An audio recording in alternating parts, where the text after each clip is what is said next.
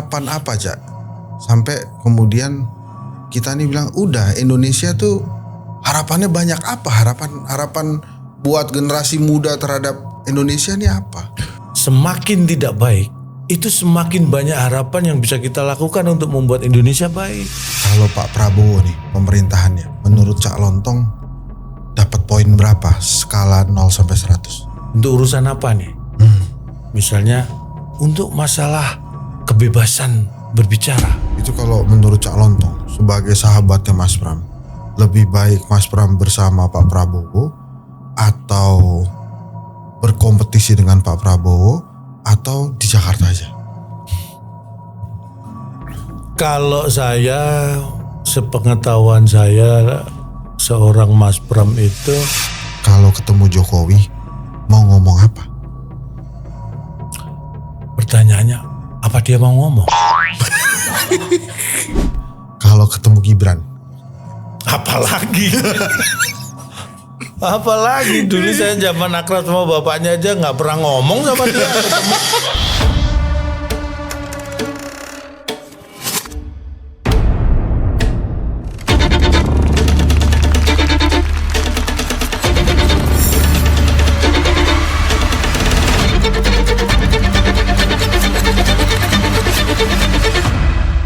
Bismillahirrahmanirrahim. Assalamualaikum warahmatullahi wabarakatuh.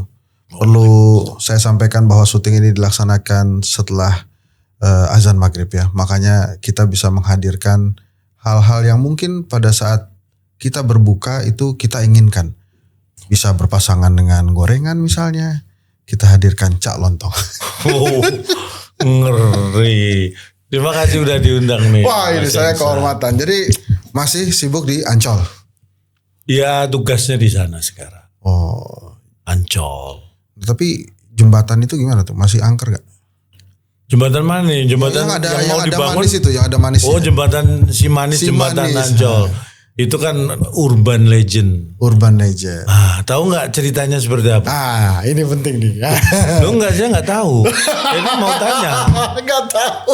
Oh kirain tahu, malah saya mau tanya. Tadi selama waktu jadi komisaris nggak pernah diomongin. Enggak lah, namanya masa komisaris ngurusin urban legend. Tapi pernah datang ke jembatan itu pernah?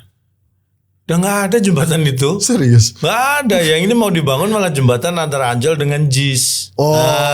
Supaya Persija kalau nonton bola parkirnya gampang. Gampang satu itu. Jadi nanti masa juga gampang cair, nggak macet. Kalau ada konser-konser di JIS, pasti. Selama ini kan masalahnya kalau acara di JIS itu kan parkir.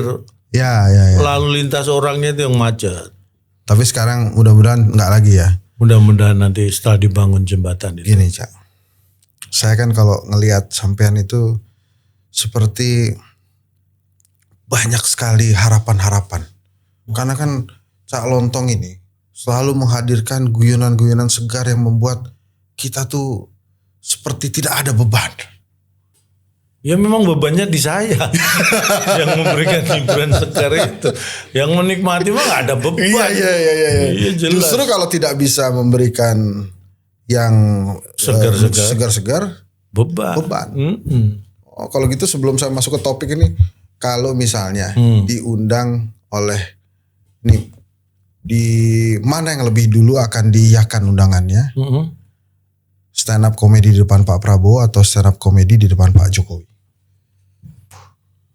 Kayaknya dua-duanya nggak akan ngundang deh. Misalnya diundang, misalnya. Kalau cuma misalnya ya kalau saya tuh ya siapa yang duluan dia yang saya datengin gitu aja. Oh, misalnya nih di depan Pak Prabowo, Cak Lontong stand up, Pak Prabowo nggak ketawa, apa yang akan dilakukan? Oleh Pak Prabowo? Enggak, oleh Cak Lontong. Lagi stand up di depan Pak Prabowo, Pak Prabowo-nya nggak ketawa, apa yang akan dilakukan Cak Lontong? Lah ini yang pertanyaan yang salah, kan saya sudah melakukan sesuatu stand up. Ya. Kalau yang ketawa Pak Prabowo, apalagi yang harus saya lakukan? Dong saya udah stand up. Harusnya Pak Prabowo kenapa nonton stand up nggak ketawa? Kan rugi. Bayangin, kamu ngundang orang, pengen ketawa. Kamu punya karyawan ya, wah kita butuh hiburan, kita undang stand up comedian. Cak Lontong gitu. Siapapun itulah. Bayar kan? Setelah itu nggak ketawa, siapa yang rugi? Yang stand up apa yang ngundang nih yang rugi? Iya, artinya apa kalau yang ngundang nggak mau ketawa, ya dia yang rugi. Oh. Kalau kita ya kita nggak rugi lah. Kan Kak, menurut gosip. Tapi saya rasa ini benar nih. Ya, jangan disebut gosip. Kalau gitu benar deh. Cak Lontong tuh termasuk pelawak yang paling mahal dibayarnya. Sebenarnya relatif ya. Oh ini serius nih. Ya relatif mahal memang. Mahal itu ukurannya apa gitu kan. Iya. Mahal itu ukurannya apa. Tapi nih kalau saya ngomong 2024 ke belakang, ke sebelumnya ya. 2023 sebelum jadi mahal sebenarnya. Justru setelah 2023-2024 kesinilah saya jadi mikir, wih bener juga omongan orang. Masa sih apa bener ya, berarti saya mahal nih. Indikasinya jelas. Banyak yang gak ngundang berarti. Akhirnya saya menyimpulkan apa karena mahal. Iya kan? Iya gak? Cak, dulu 250 juta sekali tampil pernah? Oh ya gak pernah lah. 500 masih mau. Enggak. Sombong banget. Enggak semahal itu juga kali. Oh enggak semahal itu. Jadi kalau ada ngomong satu sekali stand up 250, saya nggak yakin siapapun kita di Indonesia ini menghargai sebuah perform yang 20-30 menit dengan harga 250 juta untuk stand up komedi ya. Mengundang ya, bukan special show. Special show kan beda lagi. Saya kira enggak lah. Orang mikir, apain saya harus ngeluarin 250 juta untuk melihat satu orang bisa membuat saya ketawa. Saya bisa dapat untuk segitu mungkin dia bisa dapat 5 sampai 10 kali ngundang stand up komedian gitu. Rugi kalau segitu. Enggak sampai lah segitu. Berapa jadinya? 225 lah.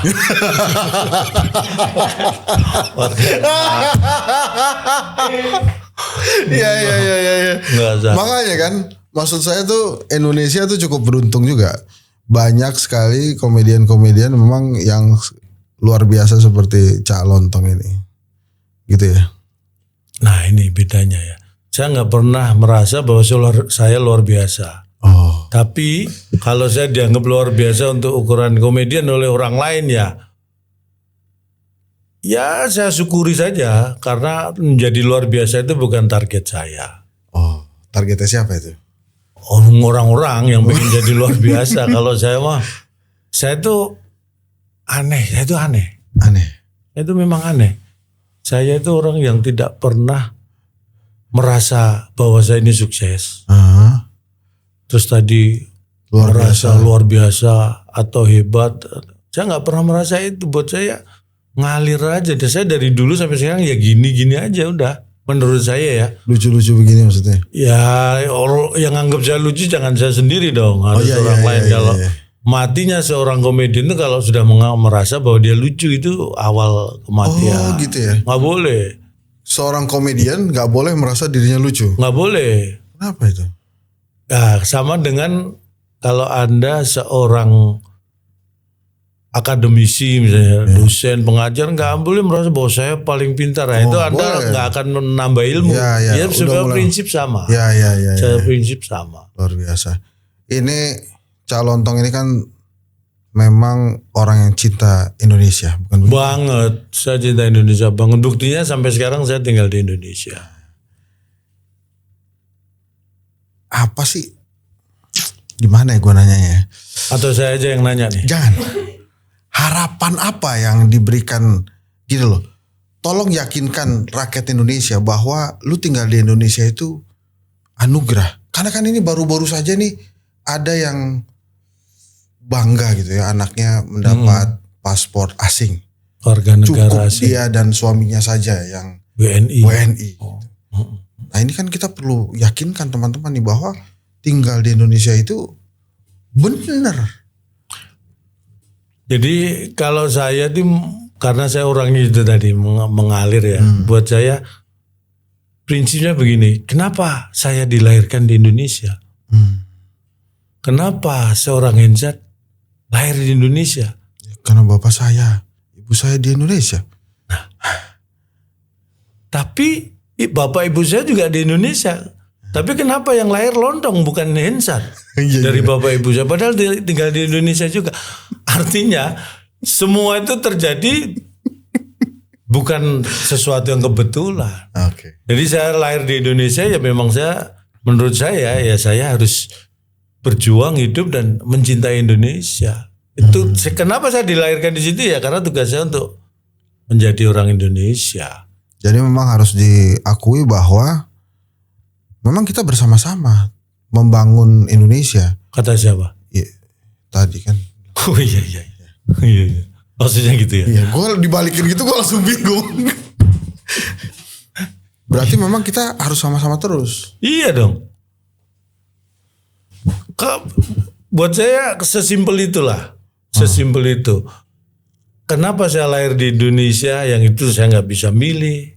Yang bukan saya yang menentukan, tetapi saya terlahir di Indonesia. Artinya ada sesuatu yang harus saya lakukan untuk Indonesia. Kalau ada orang yang merasa, aduh cukup gua dan suami gua aja gitu ya, atau dia merasa harus meninggalkan Indonesia, itu tuh karena apa biasanya, Cak? Kan Cak Lontong ini kan lahir duluan nih ya, saya mau tahu juga nih. Ya sebenarnya karena Anda lebih males aja, nggak mau lahir duluan. Kalau saya kan orangnya rajin jadi jadi lahir duluan. Iya. Ada kesempatan lahir. Oh iya kan. No, aku kan lahiran tahun 70. Ya. Jadi buat aku kenapa aku lahir tahun 70 jadi enak. Jadi tahun 71, 72 saya nggak perlu lahir lagi karena udah 70. lahir 70 kan. Itu tujuan gimana tuh? Kalau ada orang yang merasa aduh kok Indonesia gini banget, itu putus asa kah atau tidak sanggup bersaing atau tidak sanggup berjuang atau gimana? Iya, backgroundnya atau yang membuat orang memutuskan sesuatu itu kan satu orang dengan orang lain bisa berbeda kondisinya. Dan kondisi itu bukan hanya dipengaruhi oleh ekonomi saja, belum tentu. Dari pendidikan juga belum tentu. Bisa dari manapun dan dari apapun. Yang tentu belum tuh apa? Kalau belum tentu semua dari tadi. Ya, yang tentu belum kan memutuskannya, itu tentu belum. Tentu belum. Yang belum tentu kan motivasi untuk memutuskannya. Karena kalau sudah ditentukan ya tentu sudah. Iya. Tentu Gak belum. mungkin tentu belum. Karena udah diputuskan. Jadi kalau menurut aku gini, kita juga tidak bisa membatasi orang lain kan. Tapi buat saya apapun itu, ketika orang punya alasan, ya sebenarnya kita tidak bisa menyalahkan karena itu juga sebenarnya keputusan pribadi. Ya. Cuma mungkin yang membuat jadi itu menjadi sesuatu yang mengganggu orang lain karena ya itu tadi, ini seseorang yang di luar negeri karena apa di sekolahkan ya. Disekolahkan, dapat beasiswa. Dari negara Indonesia kemudian dia punya keinginan dan memutuskan dan berstatement seperti itu kan ya kita walaupun itu hak tapi kan kita menyayangkan. Siapa yang sayang? Aku nggak kenal orang itu tapi kan tiba-tiba sayang gitu kenapa ya? Kenapa itu? Jadi menyayangkan itu maksudnya. Maksudnya dengan background seperti itu kan tidak seharusnya. Ini sama dengan kayak ketika Anda berdebat atau nggak setuju dengan emak-emak yang lain nggak apa-apa, tapi jangan membantah ibu Anda dong. Oh iya. Ibaratnya seperti itu. Ini kan Ibu Pertiwi. Harusnya memang jangan dilupakan. Setidak-tidaknya kalau orang Jawa bilang kacang itu jangan lupa kulitnya. Jadi kalau Anda seperti itu ya saya sendiri juga ya kenapa sih mesti seperti itu? Boleh Anda berprinsip itu, tapi apakah harus Anda ya itu umumkan? Tadi, wah. Kan kalau itu tidak diumumkan sebenarnya kan juga nggak mengganggu dan tidak jadi masalah. Iya. Itu keputusan pribadi kok. Tapi mungkin karena itulah LPDP itu. Lagian pakai di posting. Gitu ya. Lama itu mikirnya. Lagian pakai di posting. LPDP. Lagian pakai di publish. Iya. Ya ada hal-hal yang sebenarnya gini. Ada hak-hak kita yang ketika kita sampaikan itu justru menjadi sesuatu yang bisa mengganggu orang lain. Itu yang kita harus sadari. Tapi walaupun harapan itu hak kita ya. Harapan apa, Cak? Sampai kemudian kita nih bilang udah Indonesia tuh harapannya banyak apa? Harapan buat generasi muda terhadap Indonesia nih apa? Gini, kalau menurut saya harus ada yang saya lakukan untuk Indonesia ini. Justru ketika kondisi Indonesia misalnya ini ya, semakin tidak baik, itu semakin banyak harapan yang bisa kita lakukan untuk membuat Indonesia baik. Ini bijaksana. Masa saya nggak ngerti? Luar biasa. Benar. Boleh batuk di sini? Boleh. Kalau di situ boleh. Jadi semakin bila kondisi kita sedang tidak baik-baik saja. Kan tadi berkaitan dengan masalah harapan. Harapan itu justru ada ketika kondisi kita tidak baik-baik. Itu semakin banyak harapan sebenarnya. Ya. Karena harapan itu akan muncul pada situasi yang mungkin orang lain menganggap itulah saatnya kita berputus asa, menyerah gitu. Kan nggak ada ini kalimat bijak yang begini.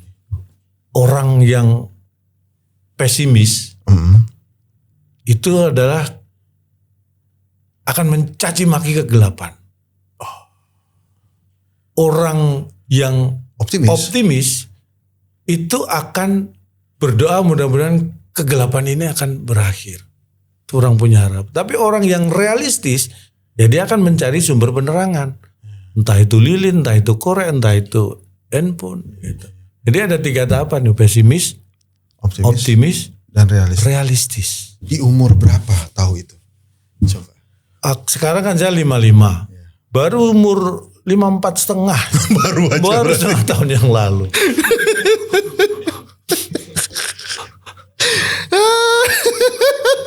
Ya kan gitu. Iya. Orang pesimis kalau dalam konteks berlayar, orang pesimis yaitu orang yang ya mencaci, kalau ada angin itu mencaci maki karena tidak sesuai harapan. Orang yang optimis yaitu berharap angin akan sesuai dengan yang diharapkan. Tapi orang realistis mengarahkan layar supaya angin itu membawa dia ke tujuan yang dia capai, kan gitu. Kalau Pak Prabowo nih pemerintahannya, menurut Cak Lontong dapat poin berapa skala 0 sampai 100? Ini sebenarnya kan juga bukan kapasitas saya untuk menilai. Karena gini, sangat kompleks ya. Menurut saya begini, menilai itu kalau saya punya kapasitas saya bisa merangkum. Tapi setidaknya kalau seperti itu kan melihatnya per segmen nih. Misalnya untuk urusan apa nih? Misalnya untuk masalah kebebasan berbicara. Ada satu aspek itu. Untuk ekonomi. Ada lagi. Untuk kesempatan kepada usaha kecil dan menengah. Nah, itu kan banyak sektor yang seperti itu. Lapangan pekerjaan. Jadi punya nilai sendiri itu. Dan itu nggak bisa diantem sama. Tapi harapan terhadap pemerintahan Pak Prabowo, calon tuh gimana? Ya sebagai rakyat semua kan pasti punya harapan hidup menjadi lebih baik di negeri kita sendiri, ya kan. Dan akhirnya kita sudah punya pemimpin juga. Ya harapan karena ya sebagai eksekutif, sebagai pemerintah, sebagai pemimpin mereka yang menjalankan pemerintahan, ya harapannya kita 100% kita serahkan ke mereka. Cuma masalahnya kan kita bisa melihat mereka seperti yang kita harapkan atau enggak. Apakah mereka bisa mencapai harapan yang kita harapkan atau kita hanya berharap-harap. Padahal harapan kita dan harapan mereka ternyata beda. Harapannya gimana? Iya kan? Harapan itu. Kalau bisa sih jawabnya begitu. Apakah karena ITS ya? Pinter gitu maksudnya jawabannya itu. Oh, bukan. Ini kesimpulan yang salah. Oke. Jadi kalau menganggap saya ngomong seperti ini karena pinter itu orang yang aneh. Aneh lagi. Aneh. Kesimpulan yang aneh itu. Kok bisa dengan ngomong karena ngomong itu? Seperti ini sebetulnya karena nggak ngerti gitu. Ya karena nganggur. Iya.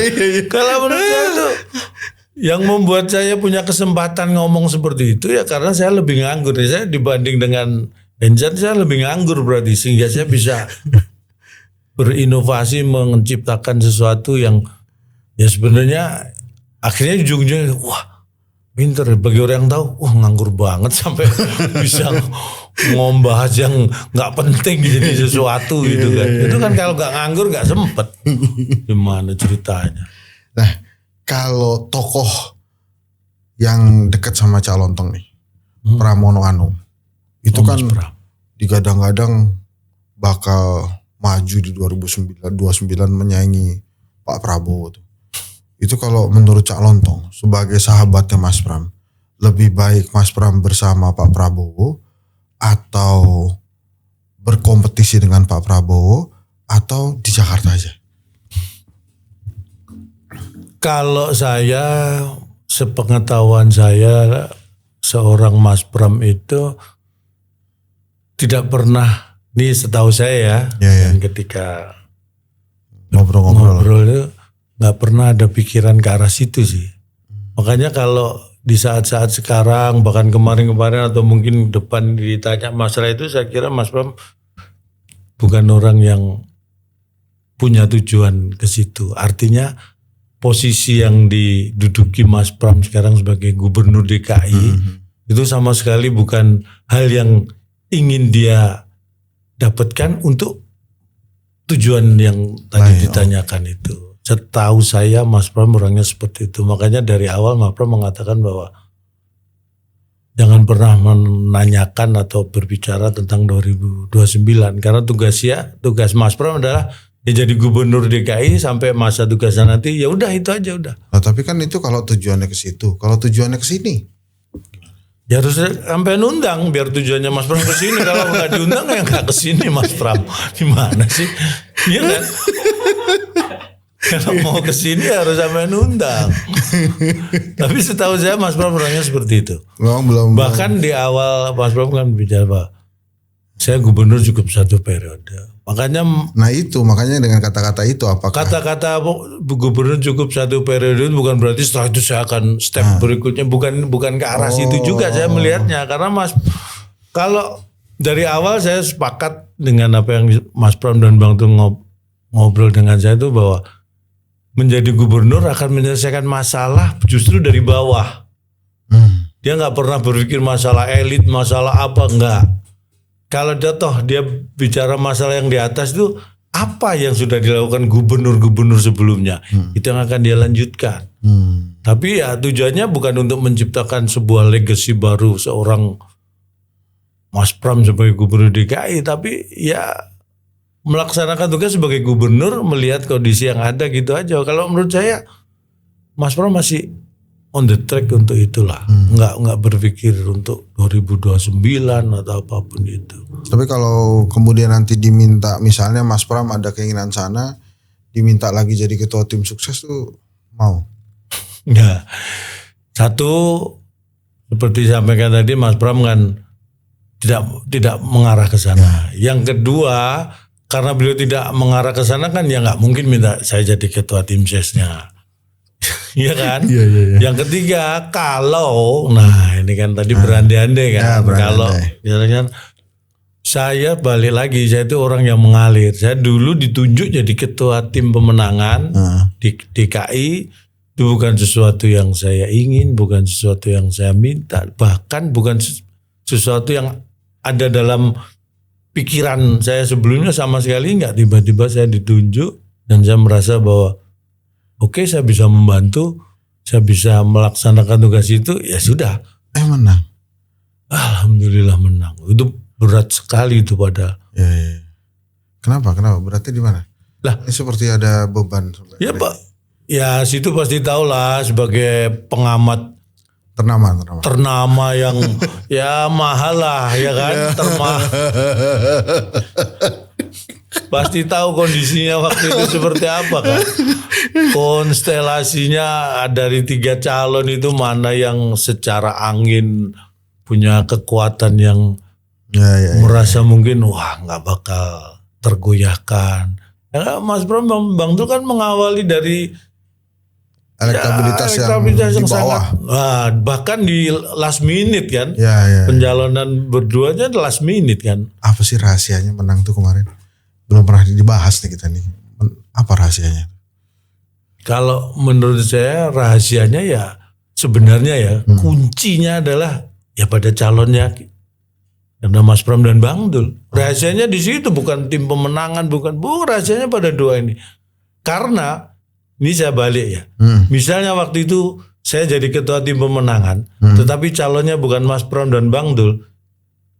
Saya nggak yakin juga belum tentu menang. Ya dan belum tentu dipilih juga dari Iya, benar. Makanya saya bilang kalau saya jadi tim pemenangan tapi calonnya bukan Mas Pram dan Bang Dul, belum tentu menang. Iya. Dan sebaliknya kalau Mas Pram dan Bang Dul tidak memilih saya sebagai ketua tim pemenangan, belum tentu kalah. Menurut saya kuncinya di mereka. Di calon ini, karena apa? Yang berkontestasi untuk memikat hati warga Jakarta kan calon itu, bukan ketua tim pemenangan. Tapi kan pasti ada gairah-gairah dari seorang calon tong. Akhirnya warga Jakarta, wah ini boleh juga nih jagoannya calon tong, gitu ya. Ya kalau saya melihatnya yaitu bonus lah. Bonus maksudnya gini. Keuntungannya ini keuntungan ketika waktu itu saya jadi ketua tim ses itu begini. Mas Pram punya nama, Bang Dul punya nama. Saya sebagai komedian anggaplah. Saya juga punya segmen nama sendiri. Ketika itu bergabung menjadi sebuah tim untuk berkontestasi di Pilgub, itu menjadi kekuatan masing-masing nih. Artinya kekuatan masing-masing ini tidak harus berjalan bareng untuk bisa menarik simpati dan mengharapkan warga jatuh cinta ya. Bisa berjalan sendiri-sendiri untuk satu misi gitu. Beda dengan, kalau saya melihatnya begitu, karena kalau di pasangan lain mungkin, ini misalnya ya. Gimana? Saya waktu pilkada gitu. Misalnya saya jalan-jalan aja, bukan kampanye nih, saya lagi jalan-jalan di mall pas pilkada itu. Begitu orang lihat calon dong, di kepala mereka adalah, weh, Pram Dul. Oh gitu? Iya. Apalagi ketemu Mas Pram ya udah pasti kan, Pram Dul. Ketemu Bang Dul udah pasti Pram Dul. Oh, tapi, saya kira gini, ketemu Mas Pram, wah Cak Lontong gitu ya. Ketuker itu namanya. Gitu. Beda dengan, kalau saya melihatnya gitu, mungkin beda dengan tim yang lain. Iya. Ketemu ketua itu nggak identik dengan pasangannya loh. Iya. Bisa jadi identik dengan partainya. Misalnya ketua tim pemenangan nomor urut 1 atau ketemu, belum tentu ingat langsung ke arah pasangan. Oh partai ini. Nah itu kan sesuatu yang tidak identik. Iya. Jadi akhirnya itu yang membuat akselerasinya lebih bagus. Makanya saya juga mengatakan waktu itu, kenapa saya optimis? Karena saya punya calon yang memang ini layak untuk dipilih oleh warga Jakarta gitu. Makanya saya nyebutnya gini. Buat saya dengan pengalaman Mas Pram yang luar biasa, terakhir menjadi Menseskap. Menseskap dong. Seskap. Untuk urusan daerah, untuk urusan undang-undang segala macam kan beliau paham betul itu. Makanya saya menyebutnya, saya punya calon gubernur waktu itu, Mas Pram itu tahu Jakarta. Nah saya punya calon wakil gubernur waktu itu, Bang Dul, Jakarta tahu. Ya. Tiba-tiba Jakarta. Nah aku tahu Jakarta calon dong. Nah itu sesuatu yang saya punya nilai sendiri kan. Mas Pram tahu tentang Jakarta, bagaimana memimpin Jakarta. Bang Dul orang Jakarta tahu. Ini kalau dikombinasikan kan, wah ini untuk elektabilitas dan segala macam kan dahsyat banget itu. Dan saya tahu-tahu di Jakarta ya saya orang yang tahu betul siapa yang saya bantu dan saya 100% siap membantu ya. Alhamdulillah. Tapi masuk partai gak sih Cak? Enggak ya? Memang profesional aja? Bukan kader saya, bukan. Tapi profesional di ini aja. Nah, bicara tentang profesionalisme. Bagaimana dunia komedi Indonesia hari ini? Kan ada kejadian Panji. Terus kemudian setelah itu juga banyak teman-teman yang sudah mulai roadshow stand up. Film-film yang dibintangi oleh para pelawak-pelawak atau stand up komedian atau komika itu laku keras. Nah gimana menurut Cak Lontong? Kondisi komedi di Indonesia saat ini ya ke 5-10 tahun mendatang? Ya itu yang disebutkan semua itu kan indikasi bahwa komedi ini memberi harapan. Ya kan? Dulu kalau saya ngomong ya, saya nggak pernah bercita-cita jadi pelawak. Tetapi saya yakin saya bisa menjalani profesi ini. Walaupun saya orang teknik, lulusan teknik ya. Dan akhirnya bukan saya yang bisa membuktikan, akhirnya terbukti. Karena kalau saya membuktikan itu kesannya saya yang bisa membuktikan. Enggak, saya sendiri sebenarnya hanya berusaha aja dan akhirnya terbukti bahwa akhirnya dibuktikan bahwa orang yang bukan tulen, saya nggak ada darah pelawak sama sekali, seniman dari orang tua nggak ada, tapi saya bisa hidup dan dianggap orang sukses berhasil di jalan itu gitu kan. Artinya apapun itu kan ada harapan. Nah kalau kita ngomong komedi sekarang banyak kan film yang dibintangi, bukan hanya dibintangi, banyak sekarang jadi penulis, produser, sutra, direkturnya itu dari komika itu sudah banyak. Karena buat saya memang mereka itu pada level yang terbiasa dengan menulis, terbiasa dengan mengulik, mencari materi. Jadi itu di dalam kebutuhan skenario sebuah film, konsep komedi modern itu mereka masuk. Beda dengan kalau pelawak tradisional itu kan lebih menonjol di bakat ya. Gift-nya. Tapi untuk menulis segala macam butuh orang lain misalnya karena mereka tidak. Tapi kalau stand up comedy itu kan memang metodenya gitu. Mereka mencari materi, mencari premis dengan cara kemudian menulis, itu kan konsep berkomedi modern memang. Jadi nah hidup sendiri kan mengarahnya ke semakin modern. Jadi ya, harapannya kan semakin besar. Makanya yang tidak bisa mengikuti itu ya itulah yang harapannya akan mengecil. Tapi secara umum komedi, saya katakan komedi itu energi. Maksudnya gimana? Jadi gini, humor itu energi. Energi atau energi itu kan menurut Newton. Newton kan pernah ngomong. Penting. Newton kan pernah ngomong. Ya. Cuma nggak tahu ngomong apa dia. Saya yakin tapi dia pernah ngomong. Iya, saya juga setuju itu. Iya kan. Masa dia diem aja kan? Iya. Ada yang namanya hukum kekekalan energi. Newton. Energi itu tidak akan hilang. Dia hanya berubah bentuk. Oke. Iya kan? Nah humor itu juga gitu. Humor itu nggak akan hilang. Dia akan berubah bentuk. Artinya apa? Mungkin dulu kita hanya melihat humor itu dari lawak. Dari lawaan. Tapi ternyata energi. Karena dia energi jadi dia bentuknya sekarang sudah bukan hanya lawakan. Musik bisa berhumor. Bahkan hal-hal yang berkaitan dengan yang lebih religi misalnya. Humor masuk. Ya ustadz-ustadz yang bisa menyampaikan dengan cara humor itu akan lebih berpotensi banyak, lebih cepat populer dibanding yang enggak kan. Jadi apapun bisa, bahkan hal yang serius pun butuh humor. Artinya humor itu nggak akan hilang. Makanya selalu ada harapan untuk komedi itu ke depan. Dalam mungkin nggak ngerti kita 5 tahun ke depan akan berkembang lagi tuh bentuknya. Jadi apa tapi? Saya nggak kebayang 5 tahun lagi emang ada yang lebih baru dari komika kan? Grup sudah pernah. Akan balik lagi nggak ke grup lawak? Namanya tren senian itu bisa balik, ada kemungkinan balik karena kita nggak ngerti.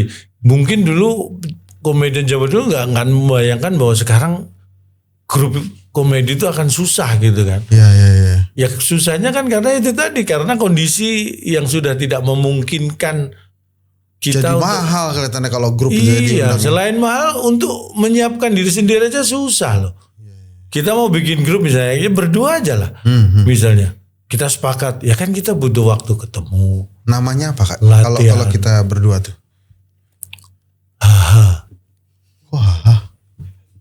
Kenapa? Henry Satrio, ada hanya kan. Namaku kan Lis Hartono, ada hanya. Kan identik dengan ketawa. Henry Hartono. Cocok. Nah tadi itu berdua harus menyamakan apa tadi? Tolong diterusin itu. butuh waktu minim untuk latihan.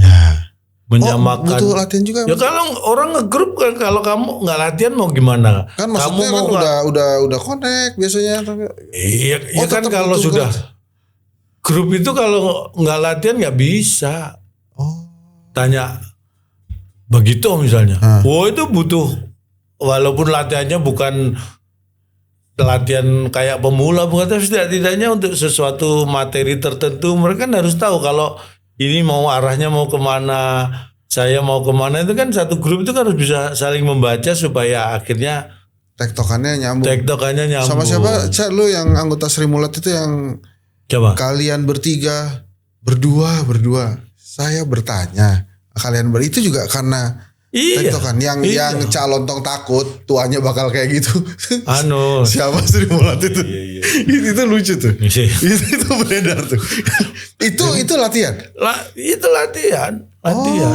Gue kirain. Cuma masalahnya kan gini, kalau kita ngomong ke zaman dulu kan ya itu tadi, mereka kan punya bakat yang luar biasa. Ya. Jadi ketika kita punya bakat, artinya latihan itu jadi sesuatu yang dibutuhkan, tetapi bukan syarat mutlak.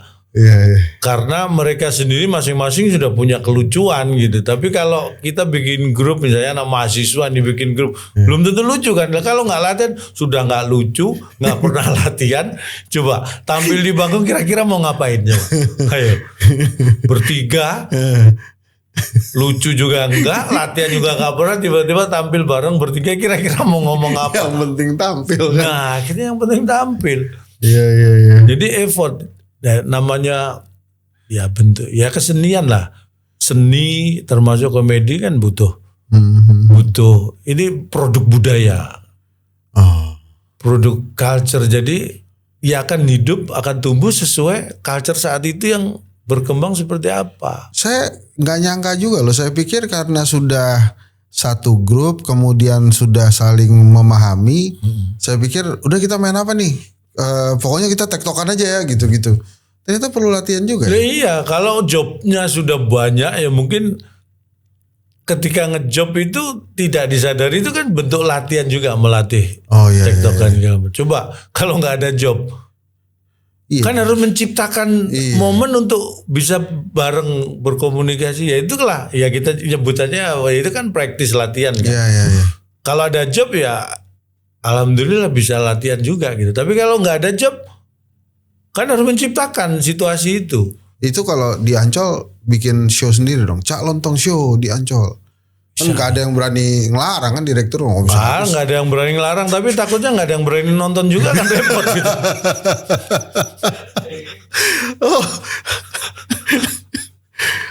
Jadi emang latihan. Saya kaget terus terang. Nah Cak gini, pernah nggak melawak dengan topik sama di titik yang berbeda gitu?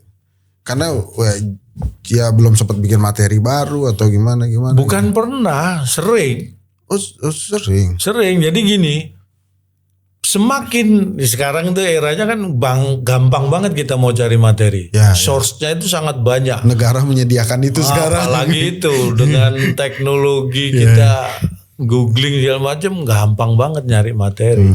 Tetapi segampang itu juga materi kita dilihat orang kan, karena bisa menyebar kemana-mana dalam waktu yang sama, walaupun kita tidak menyebarkannya ya kan.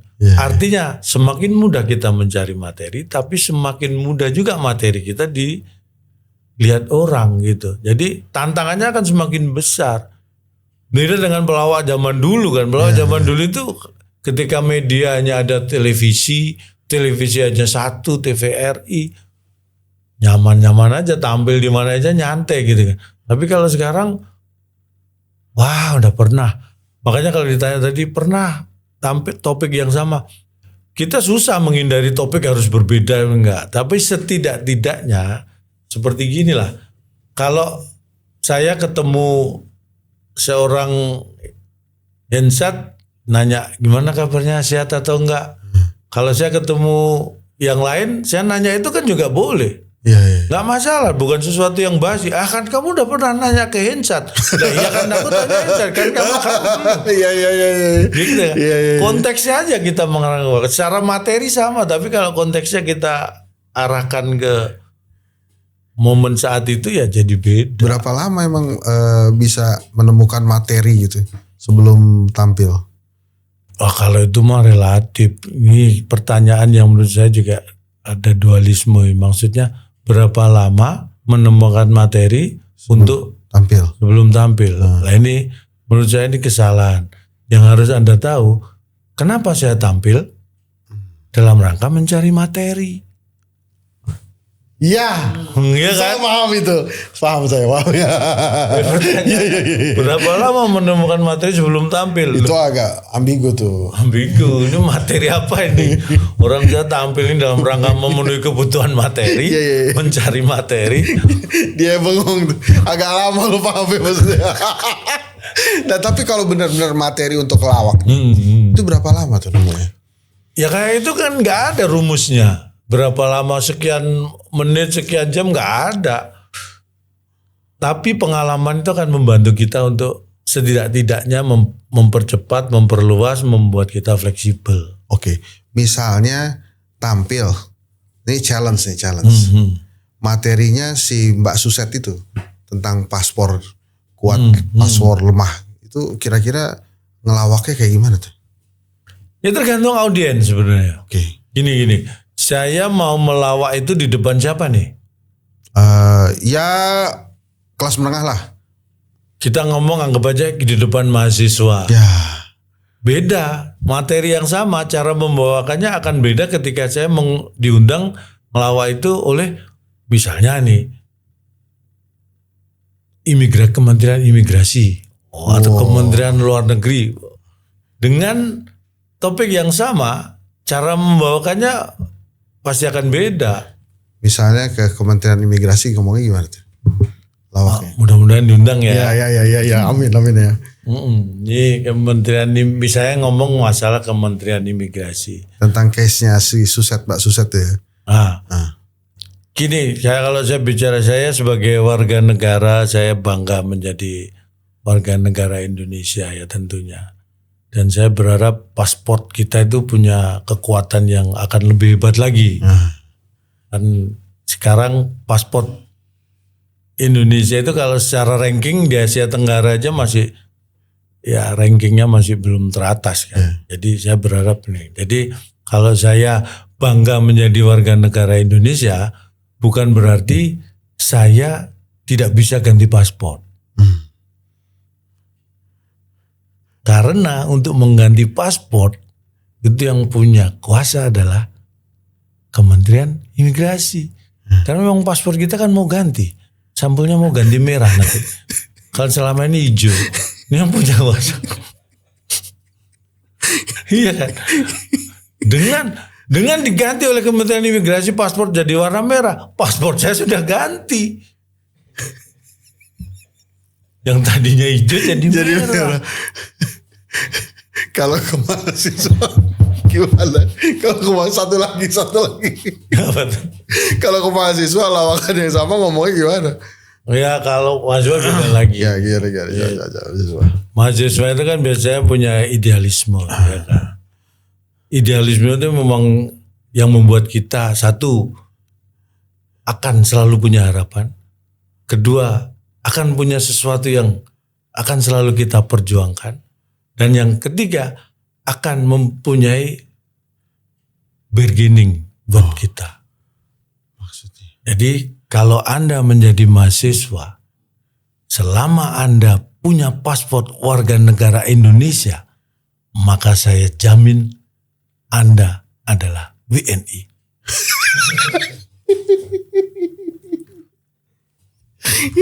Tapi pernah, aku yakin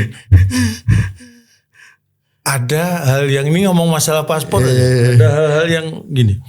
Menurut saya kadang-kadang kita itu melakukan sesuatu nggak ngerti nih ya, karena aturan atau karena tradisi atau hanya karena ya biasanya gini ya kita gini gitu.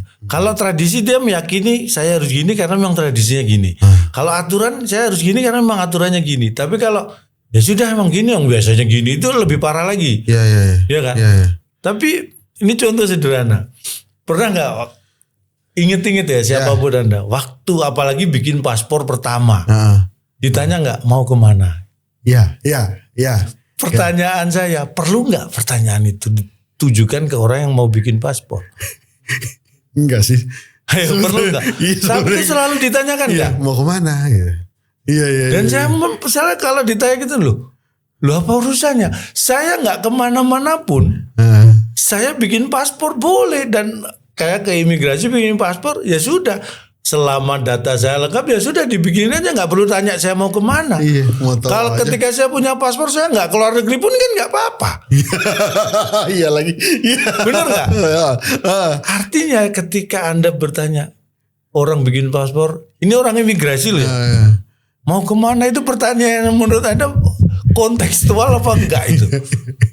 Iya benar. Kalau bikin visa memang karena Ditanya visa mau itu kan ngapain di izin negara itu, kemana, tujuannya ke sana. tinggal di mana nanti di negara itu. Itu memang ya konteks kalau bikin visa, tapi bikin paspor itu kan kayak bikin KTP. Iya. Paspor itu kan KTP internasional. Bisa aja bikin paspor buat gaya aja bisa. Ya nggak gaya pun bikin paspor juga nggak apa-apa. Iya. Kan? Masa orang mau bikin KTP ditanya mau kemana? Ya enggak. Saya udah 17 tahun saya harus punya KTP, udah bikin aja nggak perlu.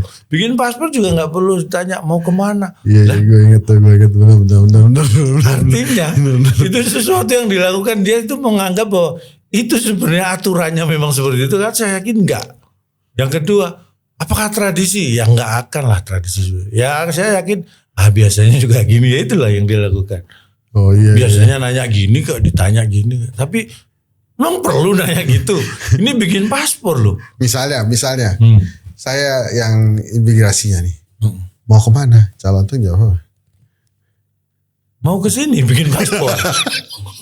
Bapak mau nanya gimana? Kan mau dari rumah mau ke sini mau bikin paspor.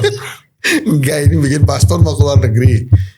Ya kalau nanti ada kesempatan keluar negeri saya sudah punya paspor Pak. Mau kemana? Ya keluar negeri ya terserah saya Pak. Memang kalau tak tanya balik Pak, memang kalau misalnya nih saya mau ke Singapura paspor saya harus ganti. Enggak kan? Iya. Paspor saya kan tetap ini kan. Iya. Kalau saya nanti ke Jepang paspor saya dia harus diganti enggak? Enggak kan? Enggak. Ya terus kenapa ditanya mau kemana? Terus paspornya nggak akan diganti-ganti. Dan nggak ada juga yang jawab si imigrasinya, misalkan tanya mau kemana, terus dijawab biasanya kan ke Arab Saudi atau ke Singapura gitu atau ke Hong Kong. Gak ada yang nitip oleh-oleh juga kan? Enggak. Titip oleh-oleh ya? Gitu enggak juga. Malah ribet itu ya. keren itu imigrasi. Makanya itu tapi selalu dilakukan. Iya. Dalam hati saya itu, ini pertanyaan ini memang aturannya gitu, tradisi kita atau dia itu bertanya tapi nggak tahu tujuannya bertanya itu Tapi apa. waktu lo ditanya itu lo jawab apa? Waktu itu ya. Jawabnya apa? Ya saya mau bikin paspor aja.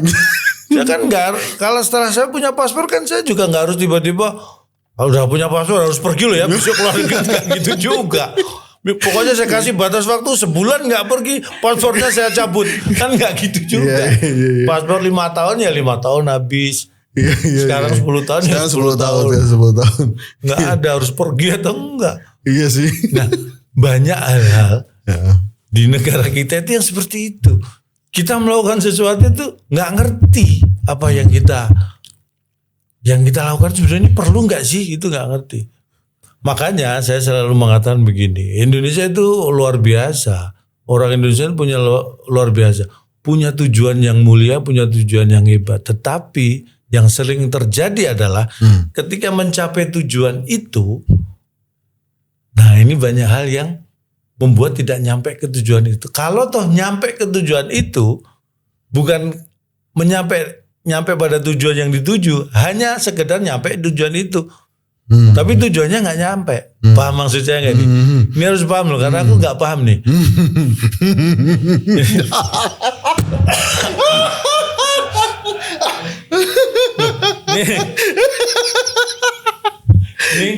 Ini contoh sederhana. Dulu ada pemilihan bintang radio dan televisi, ya kan? Nyanyi, ini urusan tarik suara, penyanyi diadu lah untuk bakat mereka.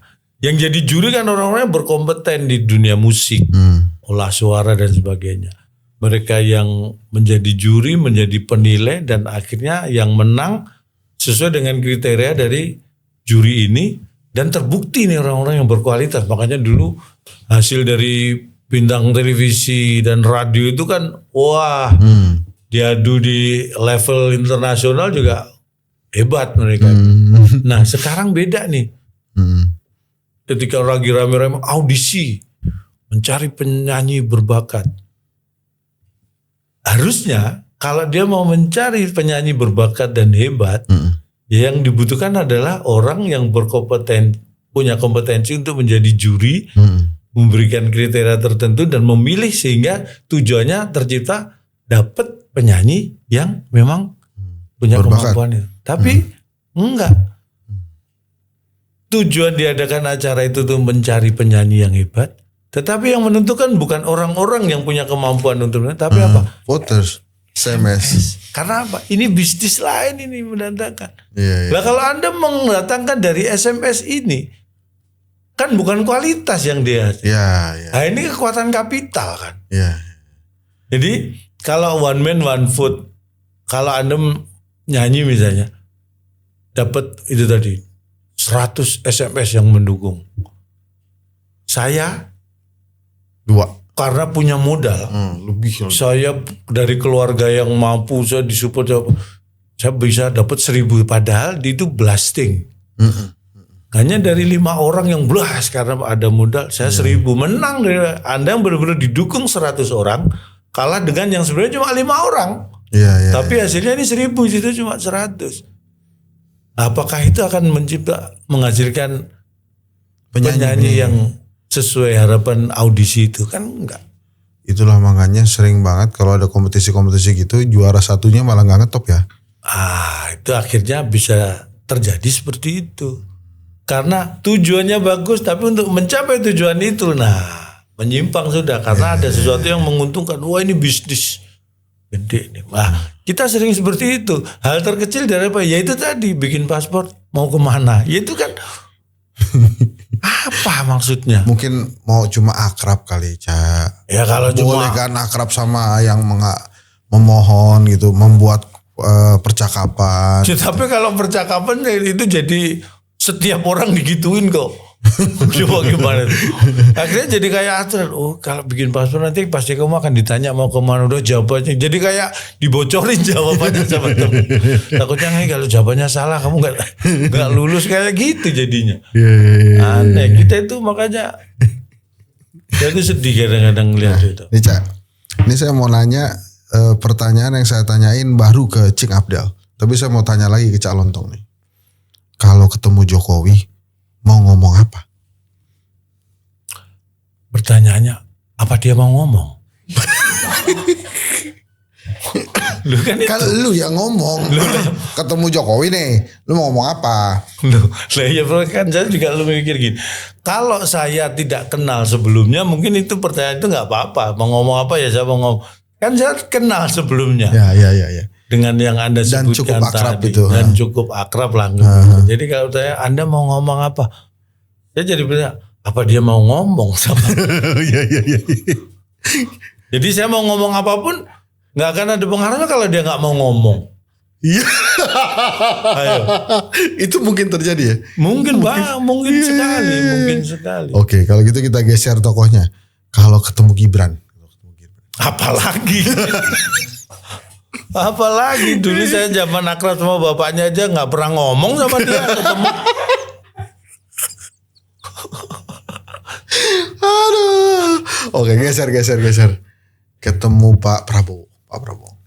Kalau Pak Prabowo saya pernah ketemu dia, justru karena saya nggak terlalu akrab, jadi mungkin malah saya Apa mau ngomong apa? kalau ketemu Pak Prabowo ya, Bapak ingat saya nggak? Oh, siapa ya? Berarti Bapak nggak inget ya? Ya udah, terima kasih. Iya, udah nggak ada yang perlu dilanjutkan toh. Oke, ulang. Bapak ingat saya nggak? Cak Lontong ya?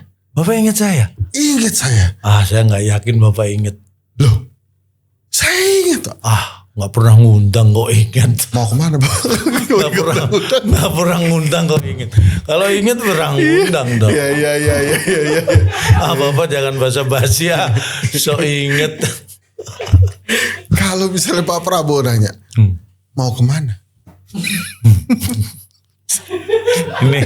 ini aneh lagi. Mau kemana? Jadi kok saya nggak yakin ya pertanyaan itu akan keluar dari mulut seorang presiden. Mau kemana gitu. Itu kan lebih pertanyaan ke anaknya atau ke saudaranya atau ke orang yang sangat dekat membantu dia gitu. Mau kemana gitu. Kalau ke saya mau kemana terserah lu kan gitu, apa urusannya gitu dengan saya, beliau kan gitu. Dikit lagi nih Cak, batu Cak. Memang suka batu ya Cak? Suka banget saya tuh. Ini saya lihat udah ganti-ganti nih ke 104 apa 105? Enggak lah belum. Aku tuh hobi batu sejak kuliah. Kenapa? Aku nggak ngerti, batu itu buat aku sesuatu yang membuat apa ya, nyaman aja. Makanya kalau orang nggak terbiasa pakai nih. Orang kalau nggak terbiasa pakai itu pasti kenapa dia akhirnya nggak pakai lagi, pasti alasannya karena nggak nyaman. Pakai batu itu butuh kenyamanan. Bukan hanya gaya-gayaan. Kalau nggak nyaman ya nggak bisa. Tapi ini kan motifnya bagus nih. Aku macam-macam motif batu itu macam. Tapi aku lebih seneng batu yang Nusantara. Ini kan kayak junjung derajat nih ceritanya nih kan. Wah, ini bukan, ini Yaman biasa. Tapi bukan junjung derajat kan gini. Kayak gini kan, kayak letnan gitu. Ini kan juga kayak letnan gitu tuh. Bukan, ini kolonel. Iya tuh Cak, ini loh, ini kan ada garis ke atasnya. Iya tapi kan tidak beraturan. Kalau itu kan bersusun beraturan. Kalau junjung derajat, kalau ini. Ada berapa batu di rumah? Nggak banyak, paling ya mungkin ya kalau dihitung ya 300-an lah. Itu banyak Cak. Banyak ya? Banyak itu. Tapi macam-macam, bukan cincin, bentuknya bukan hanya cincin, macam-macam. Karena aku itu batuku suka dibawa teman-teman ikut kontes. Kontes batu kan banyak. Bagus-bagus berarti dong batu. Jadi batu gambar, batu kontes-kontes gitu, aku punya koleksi lumayan tuh. Keren. Makanya kapan itu batu di mana, di rumah Jakarta atau di rumah Jakarta, di Surabaya? Di Surabaya punya rumah juga. Ada berapa rumah tuh sebenarnya di Indonesia tuh? Di Indonesia banyak rumah. yang punya calon tahu. Jadi tanya ada berapa rumah di Indonesia? Coba. Ini aja satu deret berapa udah kan? Iya jangan jawab. Kejar-kejar orang pajak. Iya. Repot. Ya itu tadi teman-teman, ini dengan Cak Lis Hartono alias Cak Lontong. Ini ada manfaatnya kan sih ngobrol gini tadi? Banyak. Manfaatnya buat saya Pak. Jadi ini lega saya. Jadi banyak ketawa-ketawa itu kan juga mengeluarkan energi ya. Itu nggak ada niatan mau ngubah nama dari Cak Lontong jadi yang lain, itu nggak ada ya?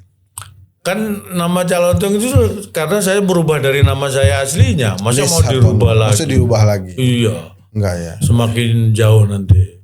Ya. Kan itu anugerah juga itu. Nama kan bukan saya menciptakan. Siapa yang menciptakan? Panggilan dari teman-teman. Jadi saya abadikan menjadi nama panggilan saya. Itulah dia. Gitu. Terima kasih ya teman-teman ya. Karena kalau diterusin lagi, ini enggak saya senang sekali ngobrol. Apa mau diterusin lagi? Enggak kan? Lain kali. Temanya yang beda lagi. Iya. Mau tema apa kira-kira lain kali itu? Ya mungkin ya tema tropis gitu ya. Tema. Enggak ya udah. Kayak mau tema wedding gitu ya. Pernikahan. Temanya apa? Ini boleh lah. Ini di akhir-akhir ini. Ancol itu sekarang lagi ngapain? Selain tadi bikin jembatan Gancis itu. Jadi Ancol ini ada tugas utama ya sekarang ini kan kita akan melakukan reklamasi. Jadi reklamasi ini nanti di lahan baru ini salah satunya akan menjadi depo untuk MRT. Jadi nanti ke depan. Sebelah mana itu Cak? Yang baru, dan ini reklamasi belum dimulai ini baru. Nggak, rencananya kan itu kan ada kuburan Belanda tuh, itu kan tetap di situ tuh. Oh tetap kuburan Belanda tetap di Belanda. Yang di Ancol kan ada. Oh ada, iya. Ada. yang di Ancol Itu sebelah ada. mananya lagi tuh reklamasi dekat-dekat situ kan? Yang reklamasi yang lama itu kan kuburan itu ke sana tuh yang timur. Nah ini yang baru lagi ini yang di Marina. Oh, berarti sebelah sini dong ya. Nah bener. Yang banyak kapal-kapal itu. Yes, jadi Marina nanti akan didorong setelah reklamasi ini tempat Marina ini parkirnya kapal-kapalnya Kapal-kapal akan itu. didorong lebih keluar lagi. Oh. Dan di situ akan ada 65 hektar. Berarti Kira-kira. orang kalau mau ke Tamasya Pulau Seribu juga mungkin dari situ juga tuh ya. Ya Nggak kalau jauh juga tuh pasti. dekat, kalau sekarang aja ke Pulau Bidadari itu kan perjalanan kan ya setengah jam Setengah udah jam, nyampe. Terdekat kan dari Ancol memang Oh iya iya. ke sana. Nggak, maksud saya kan dulu tuh kan ke dermaga itu kan agak jauh. Kalau sekarang ada Transjakarta kan harusnya. Oh ya, orang bisa kalau Jakarta sekarang dari Blok M udah bisa langsung ke Ancol. Tapi berhenti dong. Di mana? Di Ancol berhenti. Iya, Terus oh. kan Ya, menjadi amfibi ya, mau bis yang jadi gimana? Iya berhenti di Ancol. itu kapan kira-kira jadinya tuh? Yang mana? Yang tadi diceritain itu. Harusnya targetnya kan memang 2027 itu sudah. Sekarang lagi ya cari investor yang untuk ini sedang banyak yang berminat banyak, bukan hanya dari Indonesia tapi dari luar negeri banyak. Itu mungkin perlu ada bundling tiket ya. Nonton Persija sekaligus ke Ancol gitu. Ya otomatis nanti kalau ada jembatan itu kan jadi satu udah.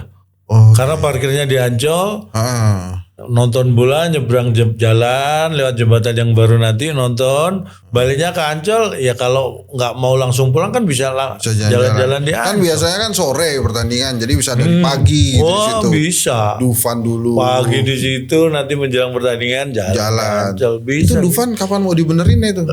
Dibenerin jadi Lah apa? karena istana boneka misalnya itu ada tangannya nggak ada, gitarnya di mana, tangannya di mana gitu. Nah itu kan kreativitas. Oh kreatif. Nah, ya buktinya sampai sekarang rumah miring nggak dibener-benerin. Iya sih. Itu kalau dibenerin nggak miring lagi. Nggak sudah. miring lagi. Nggak aneh. Nggak ada tontonan Nggak akan lagi. ada yang datang ya sama kayak di rumah sendiri. Udah cocok jadi pejabat kalau saya bisa. Udah. Makasih ya. Assalamualaikum warahmatullahi wabarakatuh. Makasih ya saya.